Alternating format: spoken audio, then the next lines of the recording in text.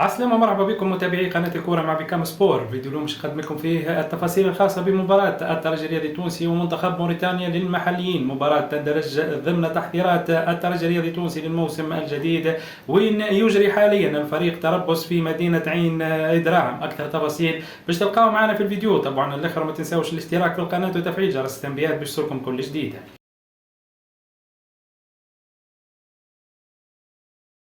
تنطلق مباراة الترجي الرياضي التونسي ومنتخب موريتانيا المحليين اليوم على الساعة 5:30 مساء بقيادة الحكم منتصر بالعربي. مباراة باش يعول فيها ماهر الكنزاري على اللاعبين الأجانب الجدد، وباش تكون فما تشكيلة مغايرة في المباراة الأخيرة ضد المصري البورسعيدي، والمقرر إقامتها بعد انتهاء التربص التحضيري الحالي. مباراة باش تلعب في تونس العاصمة في ملعب الشادلي زويتن، ولكن بالنسبة للمباراة متاع اليوم وللأسف ماهيش باش تكون منقولة عبر تطبيق الترجي بليس، وننتظروا الأحباء أنه الصفحة الرسمية تتحرك وأنه الترجي بليس يكون حاضر ويغطي مباراة اليوم. مباراة يحب جمهور الترجي يشوف فيها اللاعبين متاعه، يشوف التحضيرات وين وصلت، وخاصة يكتشف عن قرب اللاعبين الأجانب الجدد. كالعادة الترجي بليس والصفحة الرسمية خارج التغطية، مقارنة بالأهلي المصري اللي قاعد يبدع، اللي قاعد يوري في حاجة صراحة كبيرة برشا في تخطيط ولتحضيرات الفريق في مدينة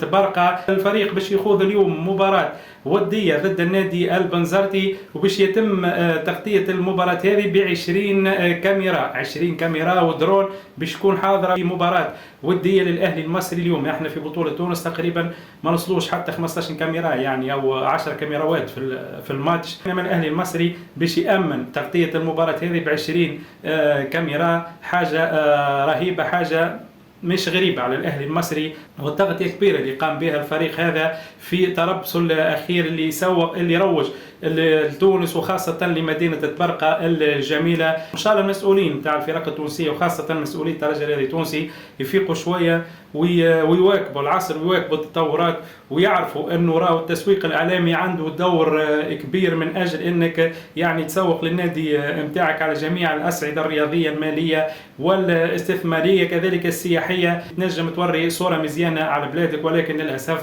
اداره الترجي الرياضي التونسي مره اخرى خارج التغطيه.